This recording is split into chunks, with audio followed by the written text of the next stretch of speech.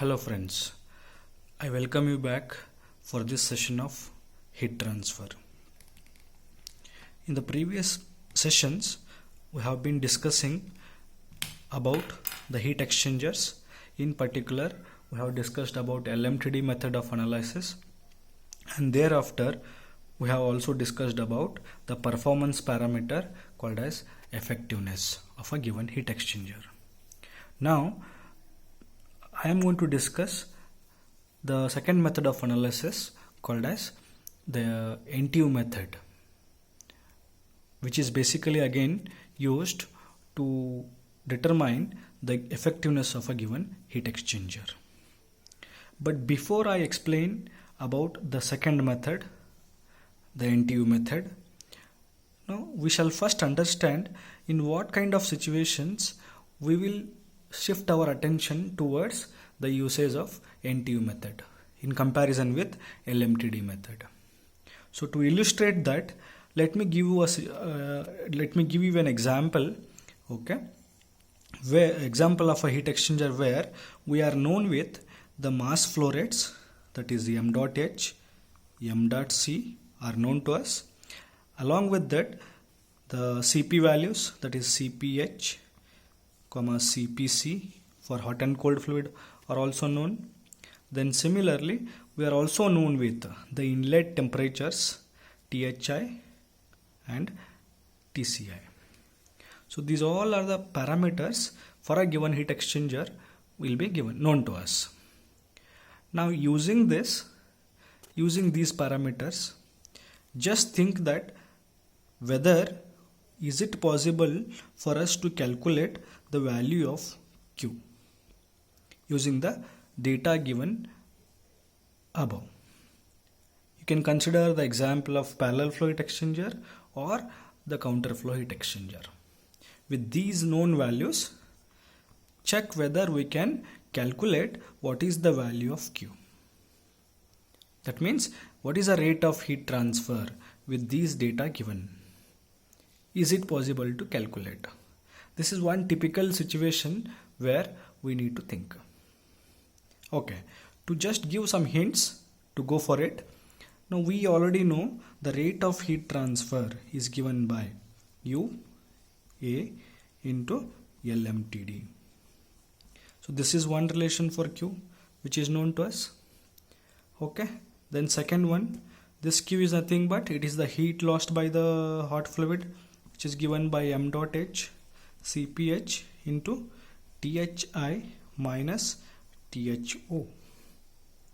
This is also equal to the heat gained by the cold fluid, which is given by m dot c Cpc into Tco minus Tci.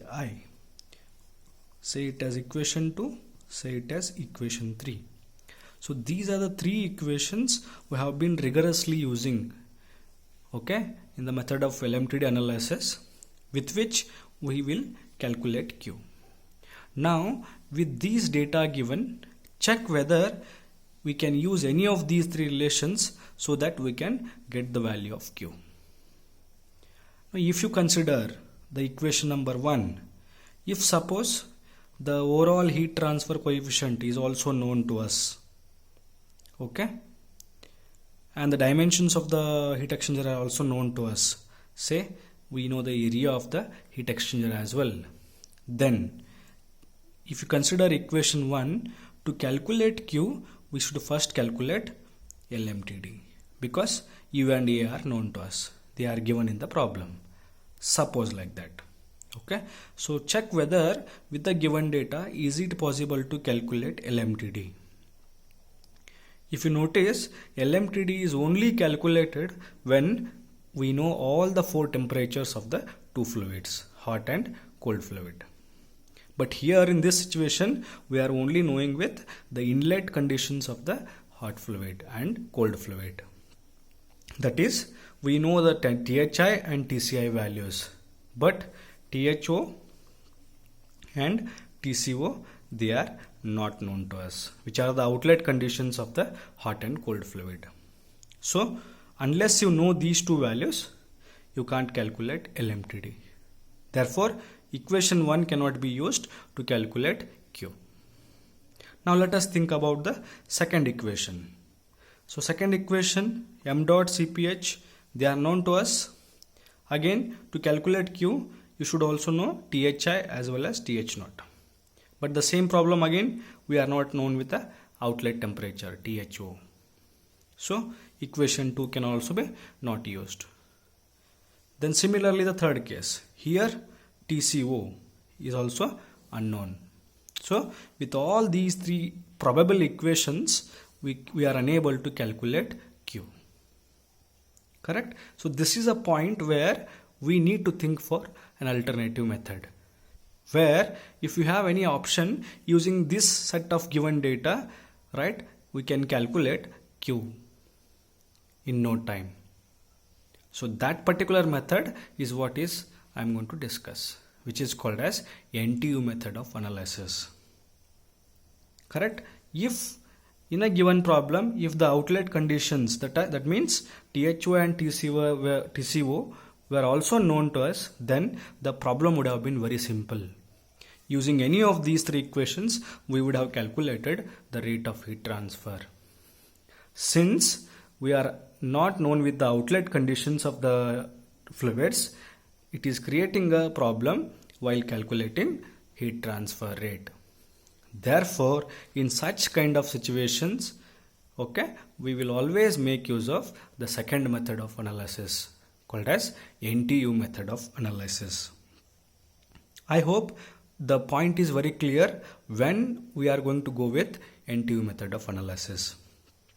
To conclude, we are going to go for NTU method when we are only known with the inlet temperatures of hot and cold fluid.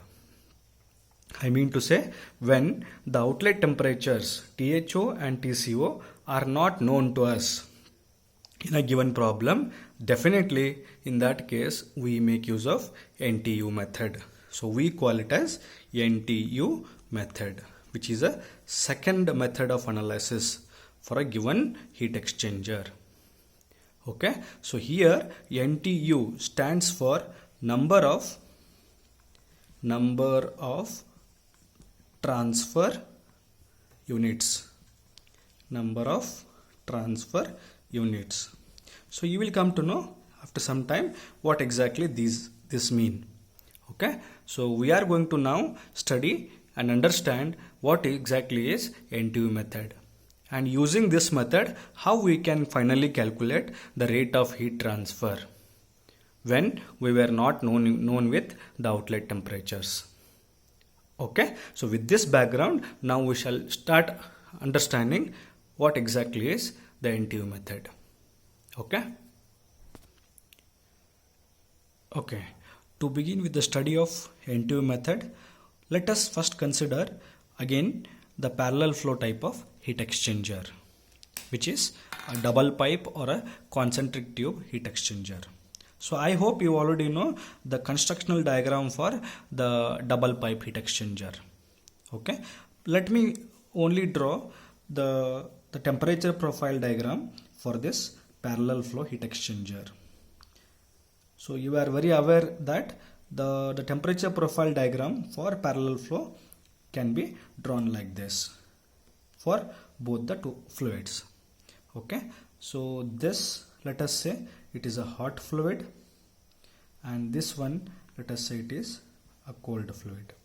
So hot fluid enters the heat exchanger with a temperature Thi and leaves the heat exchanger at a temperature Tho.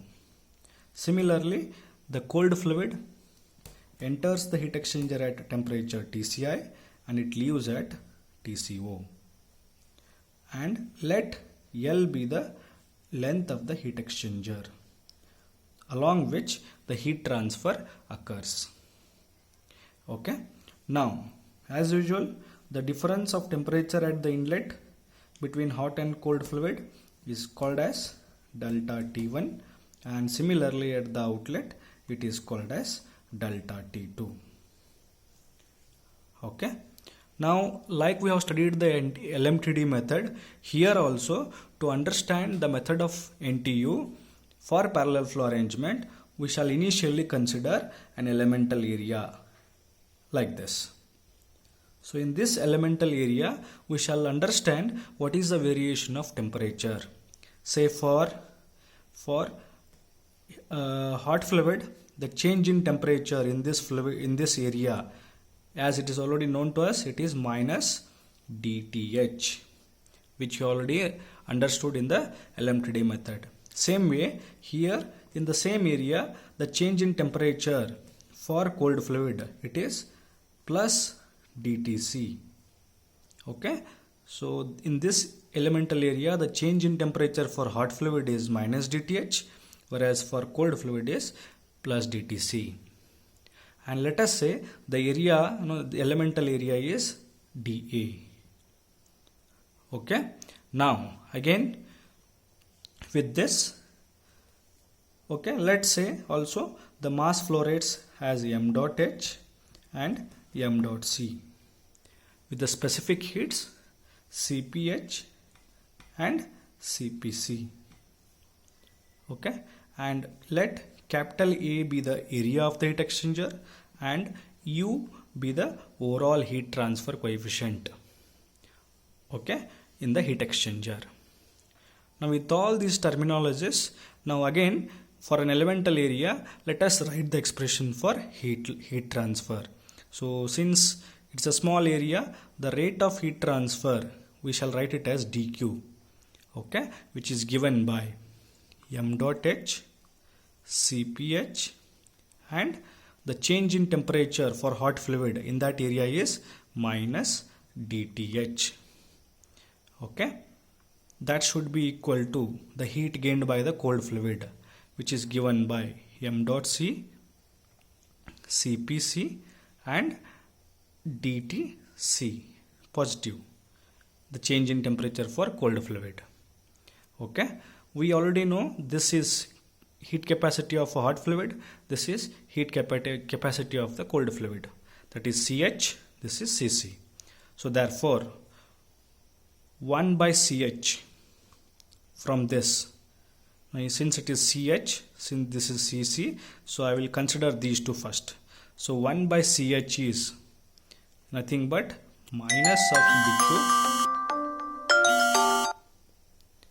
minus of dQ divided by dTh, correct?